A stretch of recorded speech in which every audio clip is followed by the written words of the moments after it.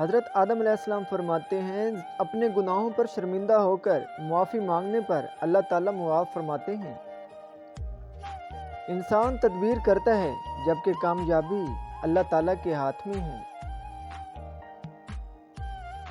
انسان کے اندر خوب سے خوب تر اور مفید سے مفید تر کی تلاش کا جذبہ ہر وقت کام کرتا ہے۔ انسان کے اندر شرم و حیا ایک فطری جذبہ ہے۔ ایک اندھا دوسرے اندھے کی قیادت کرے گا تو دونوں غار میں گریں گے۔ آنکھ والا وہ ہے جو اپنے آپ کو دیکھے۔ بیٹا کسی کو اللہ تعالیٰ کا شریک کبھی نہ ٹھہرانا۔ جفاکشی اور محنت سے انسان محتاجی سے آزاد رہتا ہے۔ حکمت و دانائی مفلس کو بادشاہ بنا دیتی ہے۔ خاموشی کو اپنا شعار بناؤ کہ شیریں زبان سے محفوظ رہو۔ دنیا کے حوادث اور مصائب انسان کی آزمائش کے مواقع ہیں۔ شیطان سب سے پہلے انسانی شرم و حیا پر ضرب لگاتا ہے تاکہ بے حیا ہو کر وہ آسانی سے گناہ کر سکے۔ عقل سے بہتر ہمارا کوئی رفیق نہیں۔ محتاط لوگ عموماً کم غلطیاں کرتے ہیں۔ مرد کامل تو وہی ہے جو دشمن کو دوست بنا سکے۔ مصائب سے مت گھبرائیے کیونکہ ستارے اندھیرے میں چمکتے ہیں۔ نیکی و بدی میں فرق رواں رکھو۔ حضرت نوح علیہ السلام فرماتے ہیں اگر تم نیک بننا چاہتے ہو تو نیکیوں کی صحبت اختیار کرو۔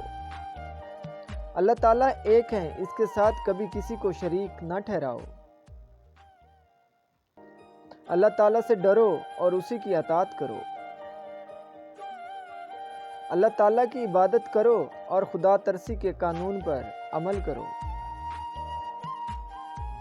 اللہ تعالیٰ کی فرما برداری کرو اور اپنی غلطیوں پر شرمندہ ہو۔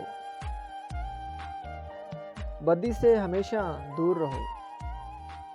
بری صحبت زہر سے بھی زیادہ قاتل ہے، اس سے ہمیشہ بچو۔ جو اللہ تعالیٰ سے نہیں ڈرتا وہ سب سے ڈرتا ہے اور جو اللہ تعالیٰ سے ڈرتا ہے وہ کسی سے نہیں ڈرتا۔ جو بات معلوم نہ ہو اس کے اظہار میں شرم کبھی نہ کرو۔ جو شخص اپنے عہد کو توڑتا ہے اس نے گویا ساری قوم کو نقصان پہنچایا۔ جوانی میں آدھا کھاؤ اور آدھا بچاؤ۔ خوبصورتی چند روزہ حکومت ہے۔ خودکشی کبیرہ گناہ ہے۔ غرور و تکبر اور ظلم کی سزا اس دنیا میں ضرور ملتی ہے۔ فلاح اور نجات کے لیے حسب و نسب کی کوئی اہمیت نہیں ہے بلکہ اللہ تعالیٰ کے ہاں تقوی اور خلوص نیت کی ضرورت ہے۔ لوگوں کو توحید کی تعلیم دو تاکہ تم فلاح پاؤ۔ معاشرے میں سیاسی تنظیم کی بنیاد خدا کی حکومت کے دائرے میں رہ کر اچھے کام کرنا اور برے کاموں سے اجتناب کرنے کا نام ہے۔